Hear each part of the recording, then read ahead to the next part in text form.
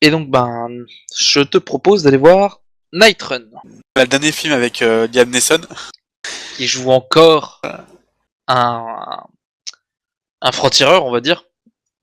Ouais. Qui semble du coup protéger. Alors l'histoire, habituellement, c'est le fils d'un mafieux qui a essayé de tuer son fils. Le fils de Liam Neeson. Liam Neeson est donc dû l'abattre. Et par conséquent, le mafieux, qui est Ed Harris, va devoir abattre Liam Neeson. J'ai pas tout Et son compris. fils. Oui, par la même occasion. Parce qu'en fait, c'est surtout ça, apparemment.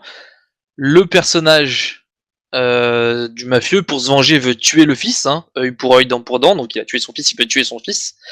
Et donc Liam Neeson doit protéger son fils, tout simplement. Et visiblement, il va faire ça au cours d'une seule nuit.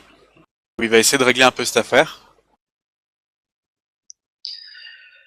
J'ai un peu peur de ce film, parce que on voit beaucoup Liam Neeson sur ce type de rôle en ce moment.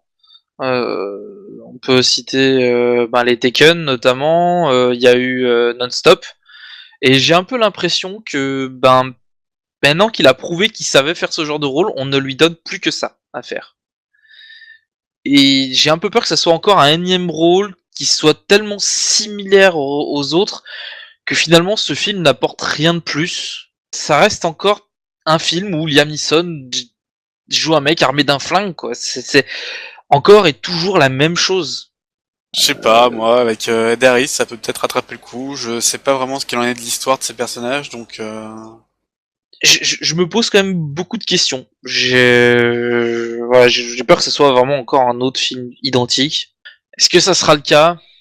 on verra ça après le film, qui vous dira ce qu'on en a pensé. Voilà, donc on y va, et à tout à l'heure.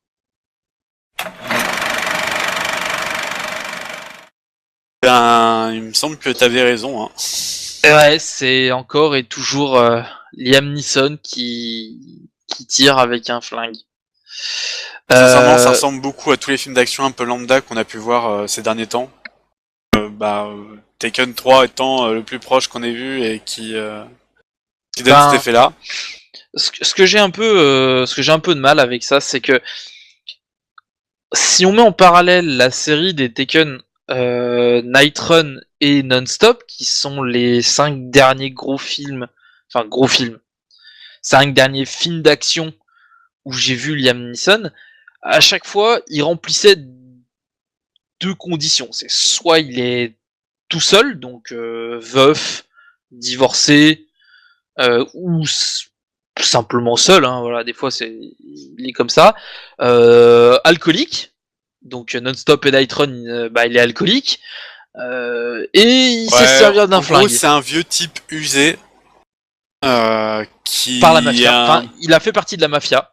Ce qui est assez important en fait dans le film, c'est que il connaît les gens qui poursuivent son fils. Clairement, c'est son meilleur ami, on va dire. Voilà, parce que le mafieux, c'est son meilleur ami, et il était son bras droit, son exécutant. Et il a une réputation pour être un tueur. Vraiment, c'est le mec, ceux qui payaient pas ou qui faisaient des conneries, il allait les tuer. Et il avait pas de scrupules avec ça. Donc, d'ailleurs, on rencontre des flics qui vont en parler de ça.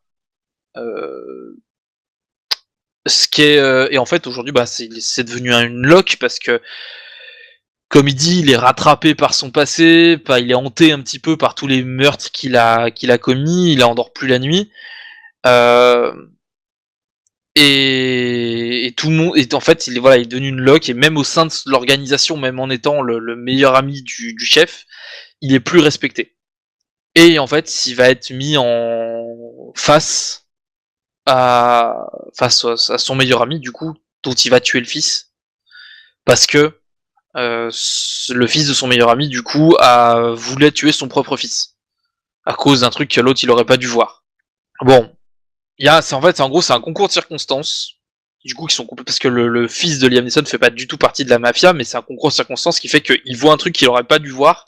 Non, alors voilà, un autre truc aussi. Alors, le fils de Liam Neeson n'aime pas son père, pour la simple raison que son père travaille pour la mafia, ce qui peut s'expliquer. Il n'y a pas que ça, il y a aussi surtout le fait qu'il est quasiment abandonné, en fait.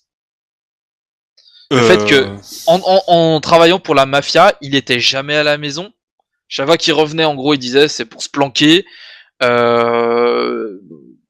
Enfin, voilà, il a pas connu son père et la dernière fois qu'il l'a vu, c'était à l'enterrement de sa mère 5 ans avant. Voilà, il y a toute une Enfin bon, intrigue. voilà, c'est ça, mais en gros, on sent que ça va être cette nuit donc où il va protéger son fils. Ça va être la rédemption, où il va pouvoir du coup à nouveau s'entendre avec son fils. Je veux dire, c'est aussi cliché que le reste. Et on le ressent bien dès le début, quoi.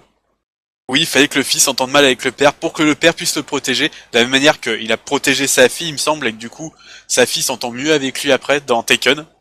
Enfin bon, voilà, Mais c'est le coup. Maintenant, j'ai l'impression que tous les fameux trucs de science-fiction doivent avoir du coup un gosse avec lequel ils s'entendent mal, comme ça ils vont pouvoir le sauver et à nouveau s'entendre bien avec cette personne. Enfin, je veux dire, c'est vraiment classique du coup. De toute façon, ce film n'est qu'un film extrêmement classique qui rachète rien. Je veux dire, mis à part un ou deux plans qui sont sympas,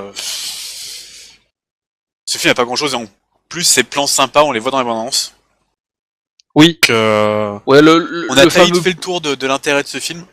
Alors, Ce qui fait que le réalisateur, du coup, qui a fait ça, c'est celui qui avait fait Non-Stop aussi. Ce qui explique, du coup, qu'il est à nouveau Liam Neeson dans un personnage extrêmement identique. Ouais, du coup, ça serait peut-être le problème du bonhomme qu'il faudrait qu'il se renouvelle en fait.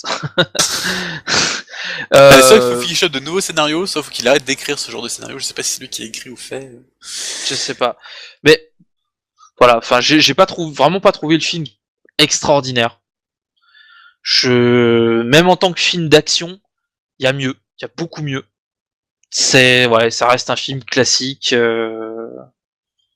sur de la rédemption d'un tueur de la mafia qui, aussi bien vis-à-vis de son fils que vis-à-vis de la loi en fait. Et c'est d'ailleurs ce qui me pose en fait problème, c'est que le mec cherche à tout prix à justifier ce qu'il a fait. Mais je sais pas, c'est. Non, mais c'est genre le gars, il a une conscience. Du coup, faut qu'il se rachète à la fin.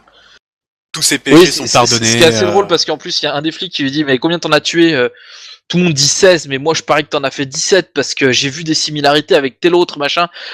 Et à la fin, le gars il sort une liste mais genre il est au numéro 400 quoi sur la liste.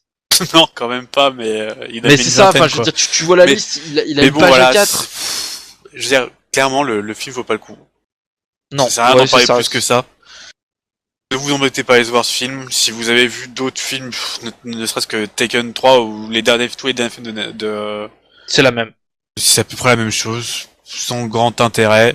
Autant revoir le premier Taken qui Pas, était bien meilleur. je veux dire, c'est pas totalement mauvais, mais Bah rien de nouveau. Si, ouais, voilà, Rien de nouveau et en fait c'est le même scénario avec les mêmes acteurs, les mêmes situations qu'on a déjà vu des dizaines, des centaines de fois.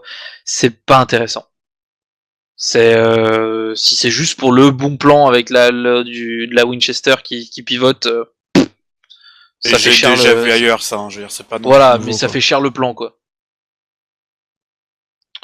Bon, Donc voilà. Pas voilà. beaucoup d'intérêt à aller voir ce film au cinéma. Donc bah on va vous laisser là et puis on vous donne rendez-vous à la prochaine séance. Ciao.